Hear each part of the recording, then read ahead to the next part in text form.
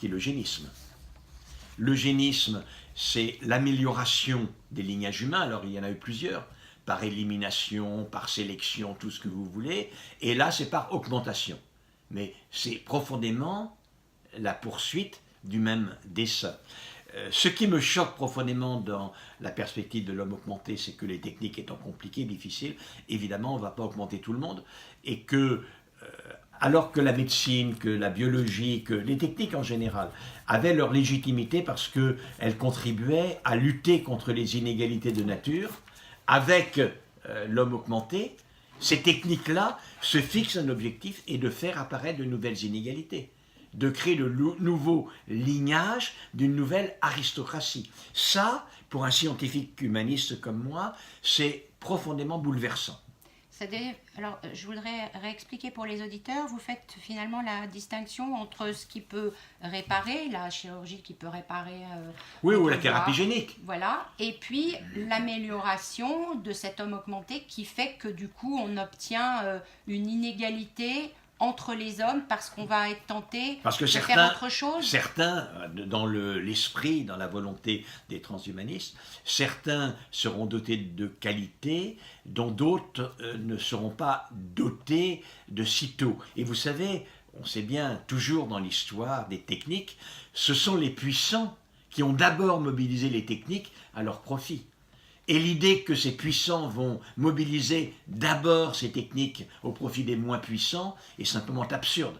Personne ne peut en croire strictement un mot. Et par conséquent, les deux objectifs des transhumanistes, les deux grands objectifs, c'était l'homme plus intelligent et l'homme immortel. Alors, en l'occurrence, on va le transformer, ce sera des lignages. Alors, l'immortel, c'est totalement fantasmatique, mais peu importe. C'est dans leur objectif. Il y aura des lignages qui vivront plus longtemps que les autres et qui seront plus intelligents que les autres. À quoi cela correspond-il, si ce n'est à la création des nouveaux, à l'aggravation des nouveaux des inégalités? Et ça, arriver à proposer cela comme objectif de la science, et notamment de ma science, la médecine, la génétique, c'est quelque chose qui me bouleverse et que je conteste sur une base philosophique. C'est-à-dire sur une base philosophique, parce que est-ce que vous allez agir, j'ai parlé tout à l'heure des lois bioéthiques et de leur rénovation, le chantier prend un peu lointain à cause de tout ce qui se passe en France aujourd'hui.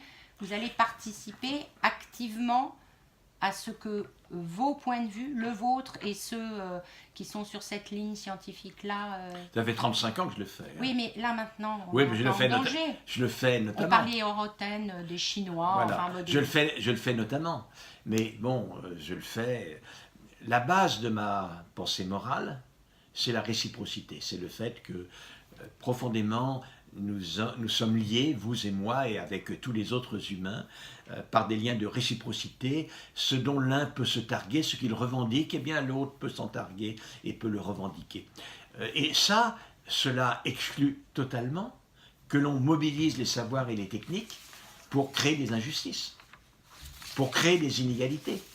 C'est en cela que je vous disais que philosophiquement, cela me bouleverse. Et donc je continuerai avec mes faibles moyens, qui sont les moyens de ma parole, de ma conviction, des connaissances que j'ai en ce domaine, à faire valoir mon point de vue.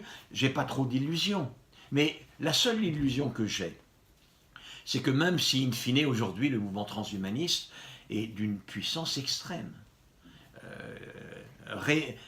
Raymond Kurzweil, qui est le responsable de l'innovation chez Google, et l'ancien dirigeant du mouvement transhumaniste américain. Les GAFAM arrivent à investir des centaines de millions de dollars dans le transhumanisme. Donc c'est extrêmement important. Mais moi, le petit Axel Kahn, à son niveau,